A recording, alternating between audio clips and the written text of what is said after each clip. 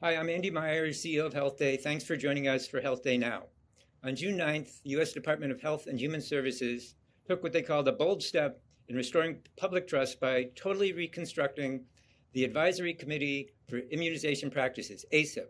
They removed 17 of their existing members, replacing them shortly thereafter with 8 new members. Today, we are extremely pleased to have with us Bonnie Maldonado.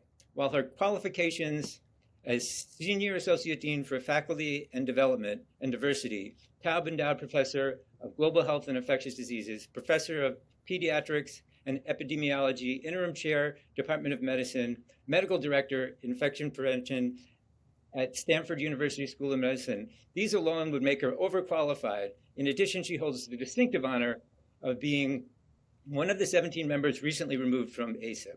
Thank you so much for joining us today.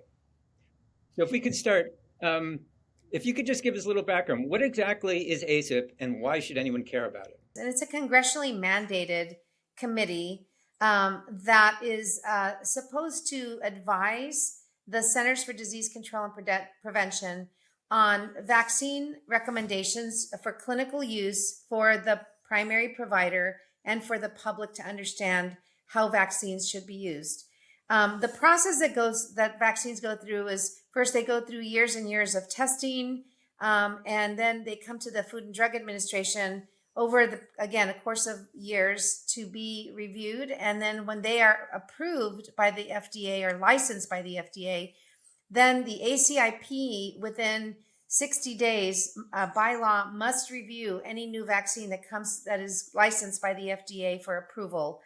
The ACIP then reviews the vaccine, all the data around that vaccine, safety, number one, efficacy, that is the ability of the vaccine to protect against certain diseases, side effects, dosages, all of the details. Secretary Kennedy has pledged radical transparency for all health advisory committees, including ACIP.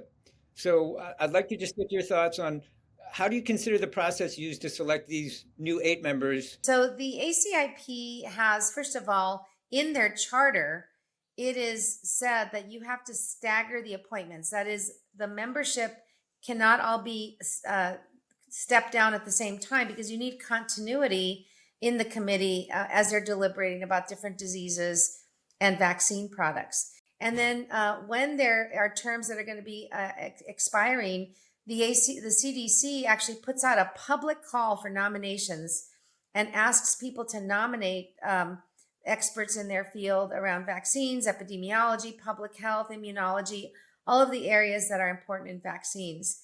2 weeks ago, we found out, all 17 members of the ACIP, the voting members, all 17 of us found out by reading a Wall Street Journal article that we had been terminated effective immediately by the Secretary of Health and Human Services.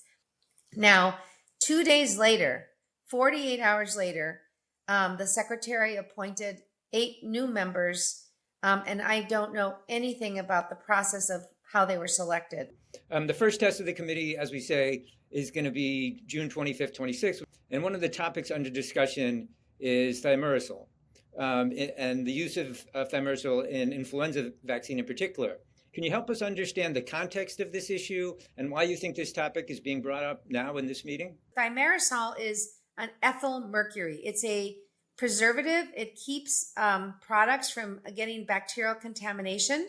Now, in the 90s, some vaccine products had ethyl mercury, very minute amounts of ethyl mercury, which is non-toxic. And the confusion was that there is a toxic mercury product called methyl mercury that is not contained in any vaccine.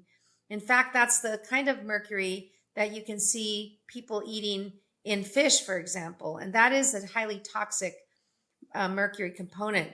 But people were confusing methyl and ethyl mercury. And so in the 90s, ethyl mercury or thimerosal was removed from virtually all vaccine products. So we haven't been using them for probably 30 years or more. Now, there is maybe one vaccine product.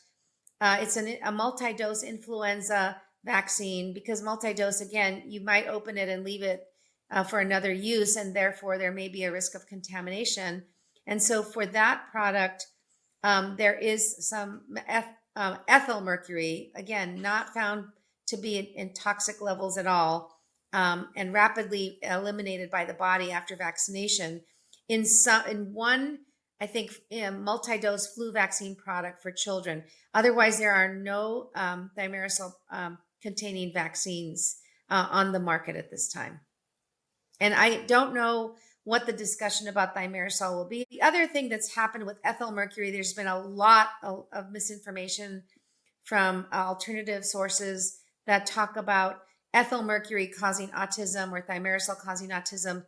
That has, despite numerous studies, and I'm talking about dozens and dozens of studies involving hundreds of thousands of children, if not more than a million children around the world, there has never been a study that demonstrated with good scientific methods a link between autism and vaccines in particular, or with thimerosal. So that link has never been proven, but out of an abundance of caution, thimerosal has been taken out of virtually every vaccine.